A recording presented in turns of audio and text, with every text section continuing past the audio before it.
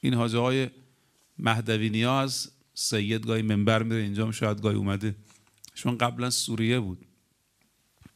چند روز قبل یه جایی بودیم میگفت 40 رفتم کربلا، خیلی با خودم پول بر نداشتم، گفتم حالا بالاخره 40 همه چیز هست دیگه اونجا، خوراکی و اینا.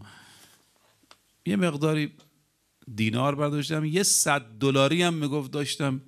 خب $100 اون موقع الان 1 میلیون میشه تقریبا، 1,700,800 میشد، دلار رسیده بود به 18,000 تومان. میگفت اینم گذاشتیم جیبمون، گفتم حالا رفتیم و جا گیرمون نیومد، با اینکه به استجابمون میداد، جا داشتیم، موکب داشتیم، ولی گفت رفتیم کاظمین.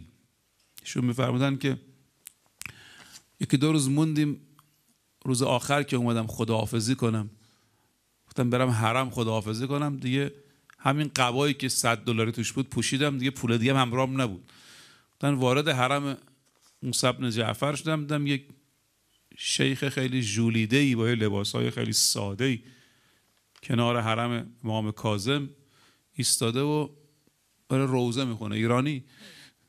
گفت ما رفتیم پشت سرش وایسادیم، یه روزه موسی، گفت توسلی به موسی بن جعفر، یه روزه موسی بن جعفر میگفت خواند و دعا کرد و خلاصه میگفت ما خیلی این روزه این به دلمون نشست، گریه‌مون افتاد، هیچی هم نداشتیم جیبمون، دست کردیم به قول خودمون لاتی کردیم دیگه، این $100 رو گذاشتیم کف دست این شیخ و اومدیم. اینم اصلا بر نگشت ببینه کی بود چی بود. میگفت من یه چند قدمی که رفتم برگشتم، گفتم بهش بگم $100 یا فکر نکنه مثلا 2,000 تومانیه مثلا یا بندازه. گفتم جلو، گفتم ببخشید این که دادم بهت $100 بود، یعنی قیمتش زیاده الان همینجا. گفت یه نگاهی کرد به من و یه نگاهی کن، گریه افتاد. گفتم چی شد؟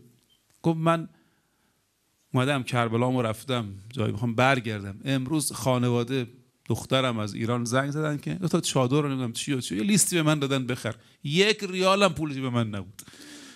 گفتم آقا موسی بن جعفر میام کنار حرمت یه روزه میخوانم، حالا خودت میدانی بالاخره هر کی میخواد بانیش باشه، من یه روزه میخوانم، کسی هم نمیشناسه.